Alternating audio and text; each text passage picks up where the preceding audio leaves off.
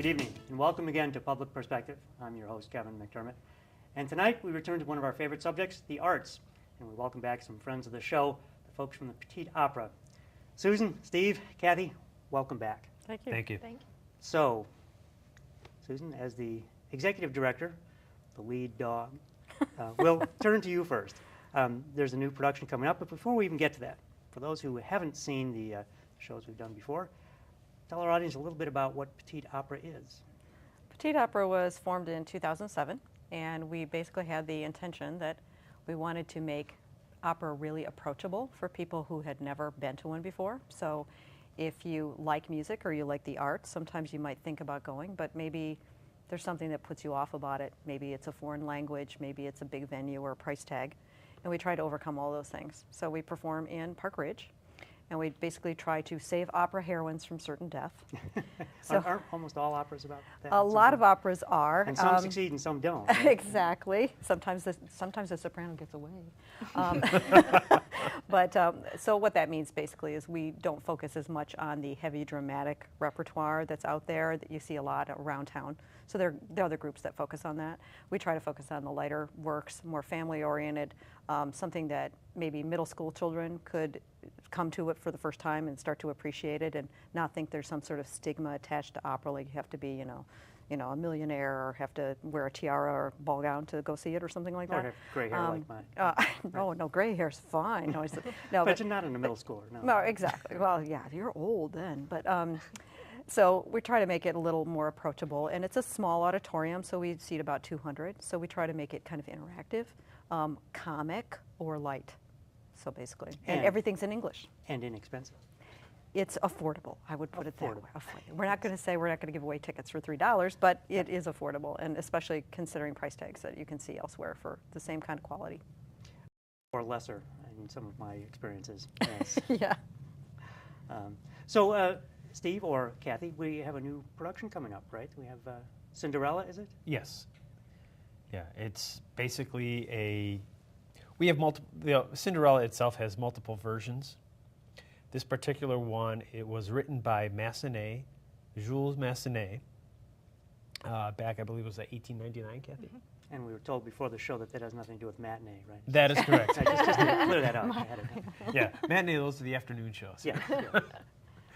And, well, this particular production, the music itself is so absolutely beautiful.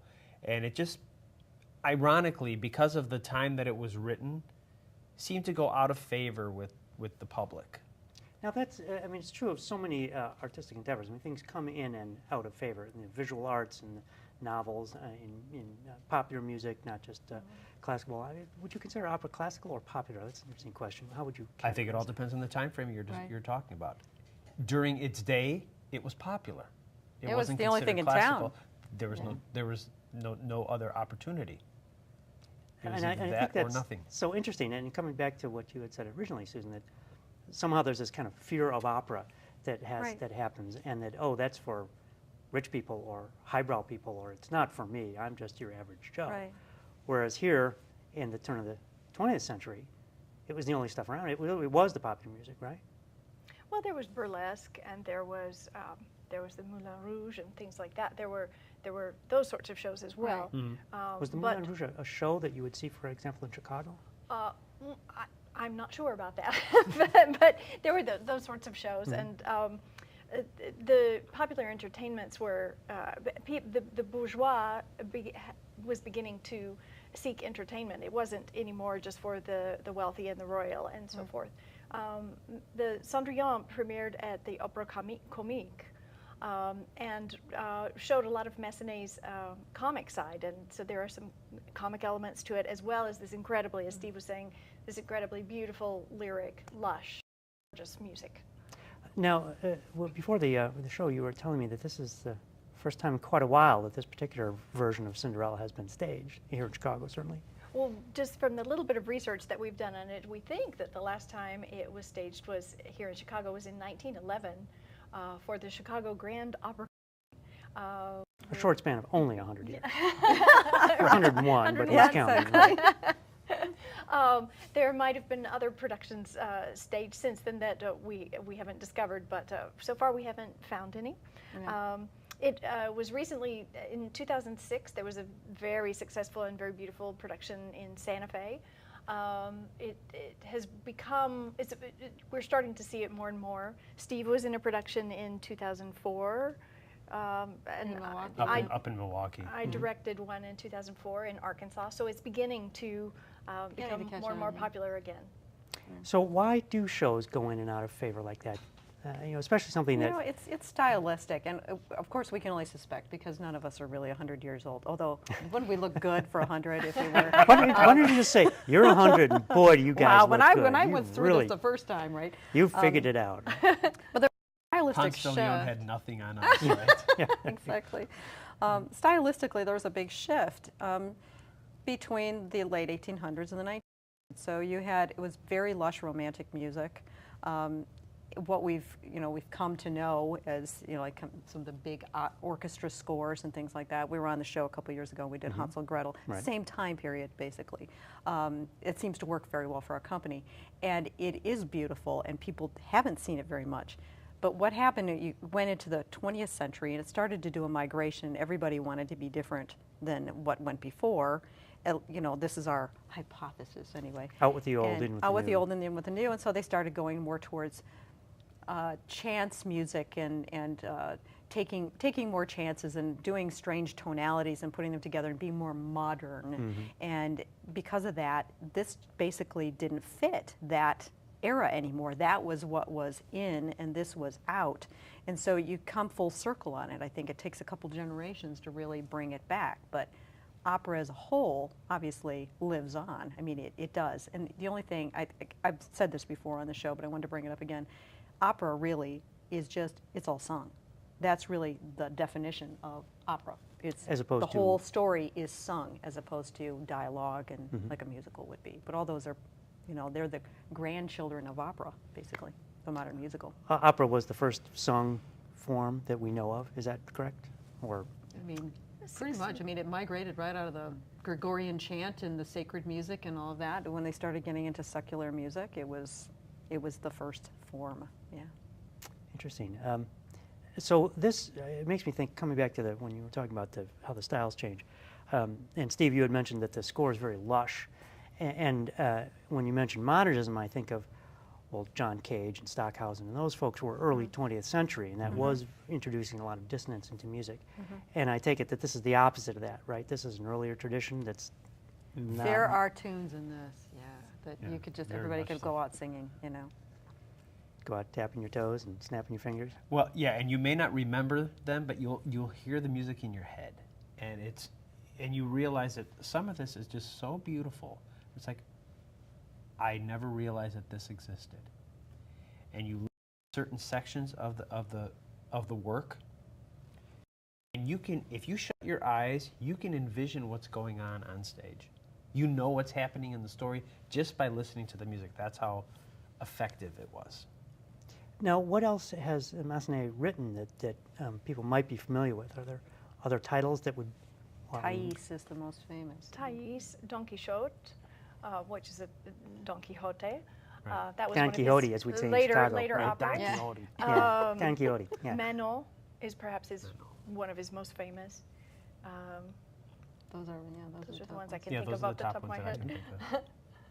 So, what made you choose this particular production? Cathy begged us. I have to say. She had stage directed it several years ago, like she said, and Steve had also been in it. And Yeah, ironically that we did it around the at same time, but in two different different productions. Yes, Interesting. different states. But And we both had fallen in love with it. Yep. Unbeknownst to one another. But part of it too was we have general auditions every January, and we originally were thinking about doing something more like Verissimo, Puccini, originally this time period. And when we heard who came out, it migrated to this type. You mean by And the people who came to audition? the people who came to audition and the voices that we heard fit this style better than what we didn't have a Interesting. Puccini cast. And what we did have was we had some excellent mezzos come out, and there's pant roles in this. So I think we've talked about that before. Hansel and Gretel was the same thing. Hansel's played by a woman, but singing a young boy's voice. The Prince in this production is a mezzo, it's a pants role. So there's a woman playing a man. Pants role. They call it a pants role. Yeah, so a woman who's wearing pants. There you go. It's a pretty interesting definition, I know.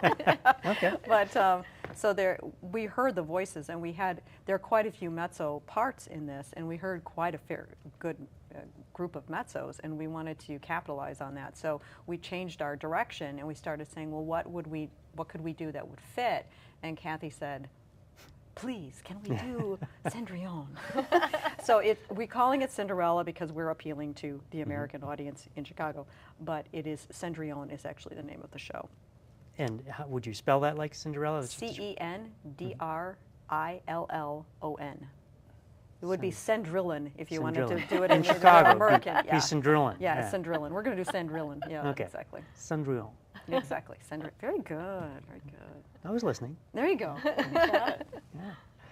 So, Cathy, tell me, what swayed you to feel? I've heard what Steve thinks of the show. Why do you think that this is such a fantastic production? I think he's dead on about the atmosphere that's created by this incredibly beautiful music. It really does paint, the music itself paints the picture.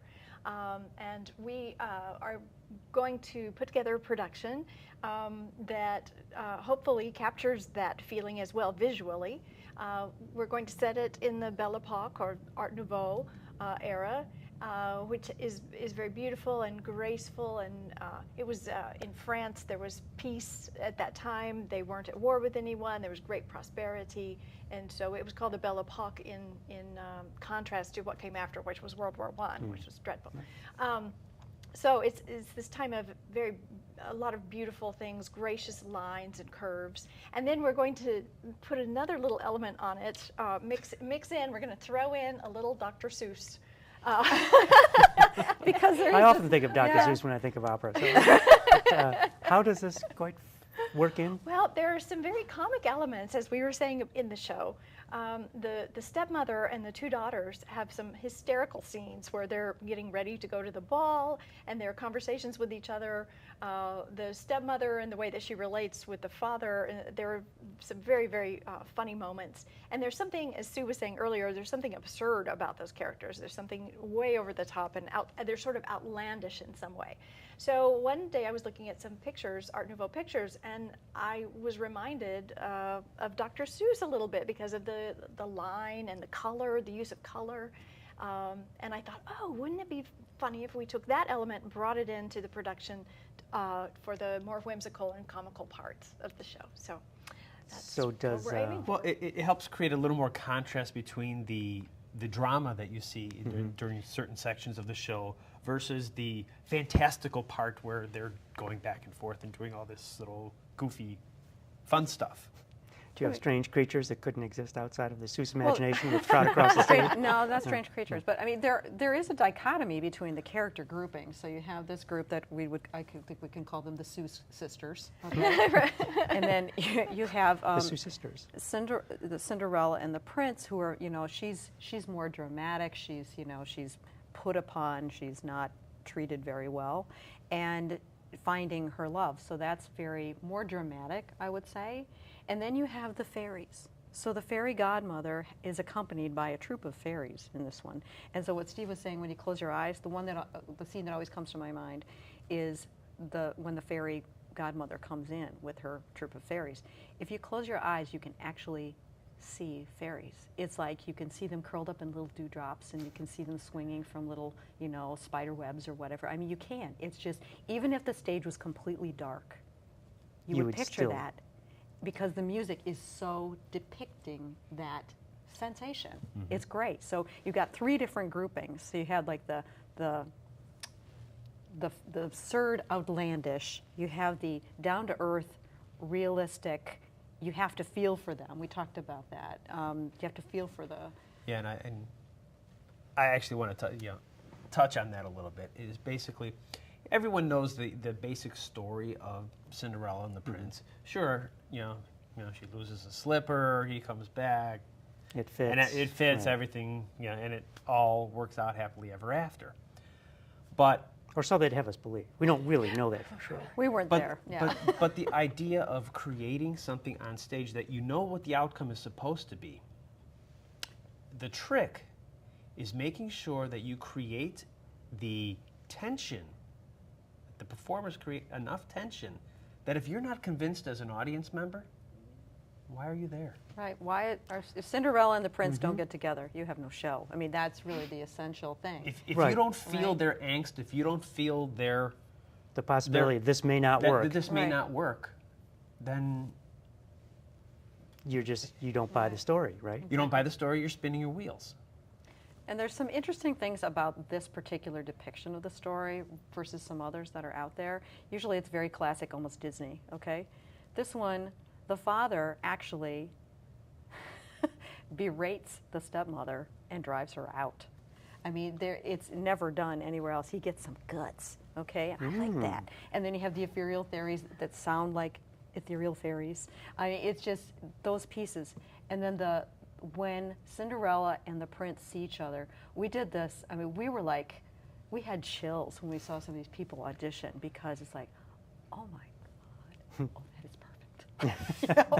And Sign it 'em was- up now. Sign them up, exactly. We said, cast. You know, I mean, so there's definitely a lot of different moments, and it's the whole thing. It's not all dramatic, all downer. It's not all happy, funny. It's a combination of everything. So it's more the slice of life approach, but it's done on a story that you know and you can predict, but it's done in a way that you haven't seen. So I think Cathy, that's what's cool. as a director, how do you handle that tension when everybody in the audience knows how the story is going to come out? Otherwise, they wouldn't be there. How do you arrange? How do you arrange the story in such a way to keep that tension going? As Steve was talking about? Surprise ending. I think that was up to Massenet, and I think he did a fantastic job. He keeps it moving. The pacing is beautiful. The music is, as we say, so atmospheric, and it so compels you to want to stay to see what happens, even though you know what's going to happen. Careful, you're going to talk yourself out of a job. Why do we need a director? It's all in the score. Yeah. So really, what does the director bring to the table to make a show like this work? Well, I think just a vision of the picture, the stage picture. How the performers help the performers develop their character, so that they're not just stock characters. They all. I'm very big actually on doing a lot of character work, and that the characters find their motivation and helping them find that, and then just organizing the whole picture. What happened? Anything that happens on stage, that's what I am in charge of. So. Making it run from A to B to C to the conclusion. Right. And to touch on that, Cathy also, when she helps develop these characters for the performer, looks at it from a backstory version. Yes. So don't tell me just what's written on the paper. So you look at your script, you learn your lines, and you do your role. There's a reason you say these lines, and it's the backstory that you have to understand, so that those lines don't come out as text. It comes out as natural voice. So you have to inhabit that character, know the Absolutely. character's background, the history, This why character this had a would life happen. before this show started, And and you will have to bring that into it. Theoretically have a life afterward, and so Correct. this is, as you come back to the slice of life, right? That this is just a snapshot in time of these people who have a life beforehand, have a life afterward, and that's what the director needs to do is, am I getting this correctly? You need to get that feeling, that history, that sense of this character as a real person into the actors and actresses. That's what I try to do. I try to help them with She it. succeeds. When it trust works me. well, Yes, it works well. exactly. And what's nice is she doesn't tell them what to do. She uses the performers to determine on their side how would they interpret why they're saying what they're saying. Right. I don't want to be the one to tell you that this is exactly what happened. Yeah, I might give you a few hints here and there, but you as the performer have to look back, think about it. It's like, if I'm the one doing this role, if I'm the one saying these lines, why would I be compelled to say this? Other than it's in the text. Right. Other than It's it's in the written text. on the No, page. but you're right. I fully understand that. that you can't just read it. You have to live it. You have to understand it, and that's what you give Cathy. You give these actors the room to create that themselves, right? I think I'm a very organic director, in that I really like the performers to bring a lot of their own ideas and their own gestures, their own physicalization, their own backstories if they want to create it. But it's just that it does have to be there.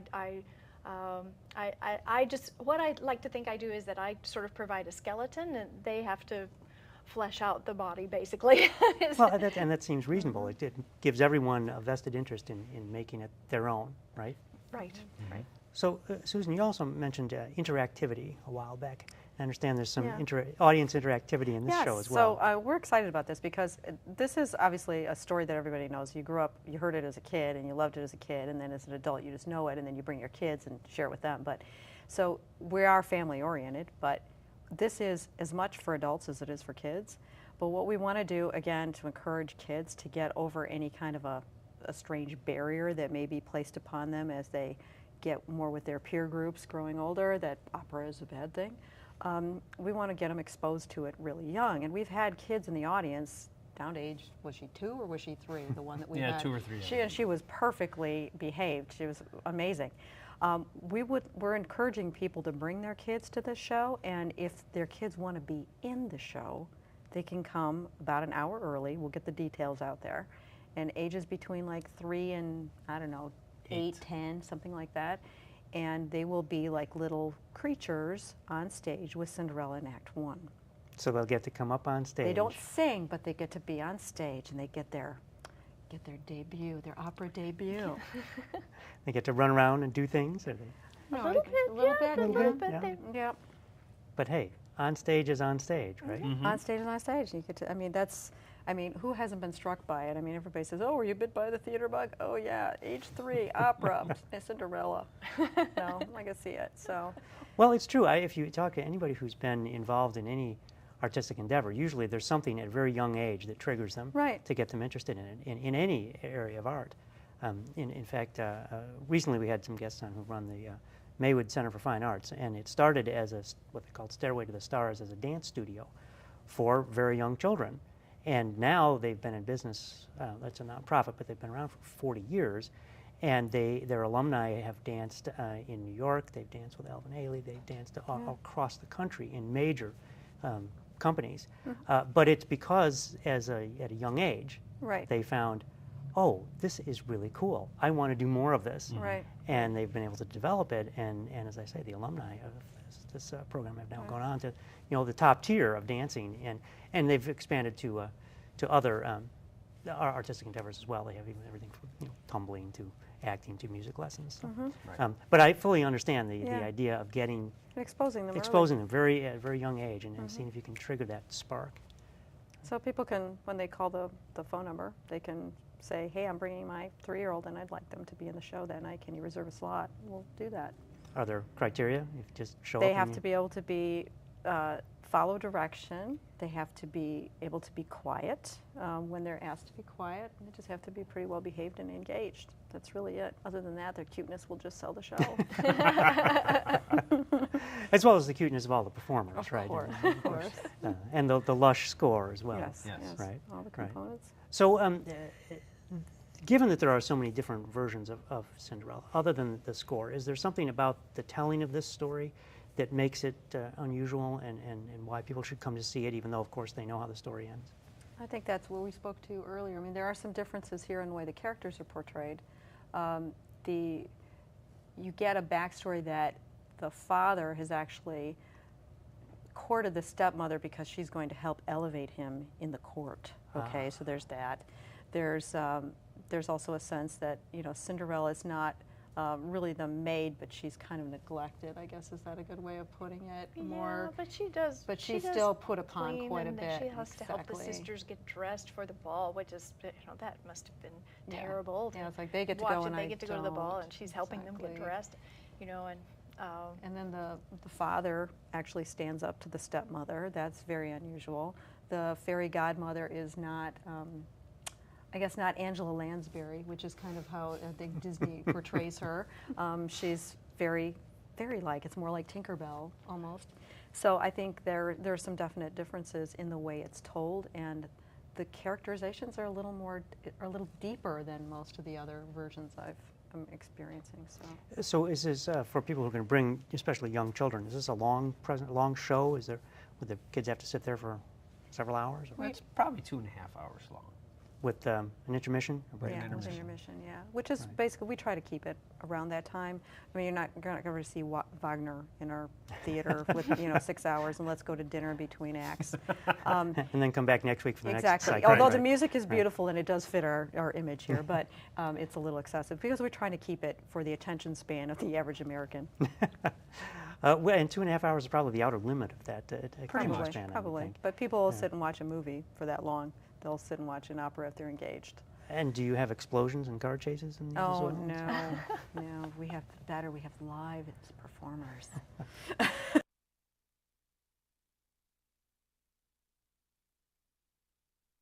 Wife and I, in fact, often talk.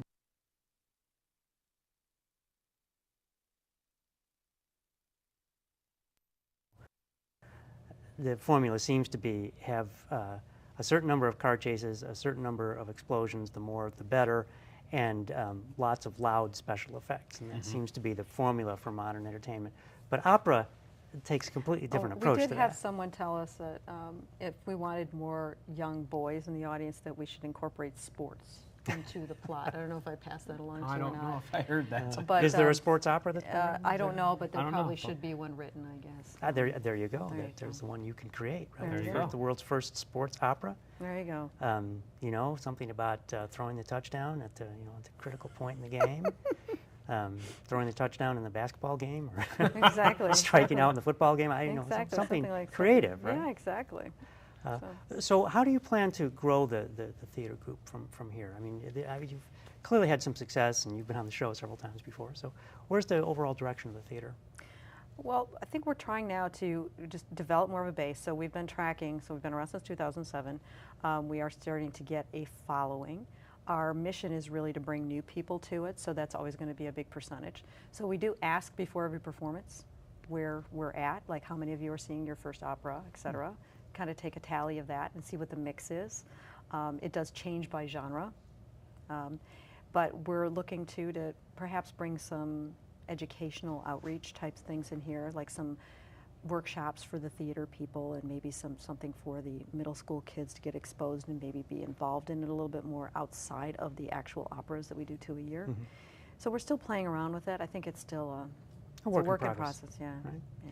Well, with that, it's already out of time, so we'll wrap up. Can we get to tell when it is? Oh, yes. When is the show? Good. Thank you. Quickly. It's November 2nd through the 17th in Park Ridge. There are 8 shows, and the website is www.petiteopera.com. There you go. And .org. I'm sorry. .org. And I'm hoping we put that up somewhere. I think that may have been on the bottom of the screen. Yeah. So. All right. Susan, Steve, Kathy, thank you so much. I hope you'll come back again the next time you have a good show mounted. Thank you. Thank you very much. Thank you very much. All right. Okay, bye-bye. And thank you for joining us on Public Perspective. I'm your host, Kevin McDermott. You can catch us every Saturday night at 8 o'clock on Comcast Channel 19. You can also find us on the web at publicperspective.tv. So please join us next time. Till then, thank you and good night.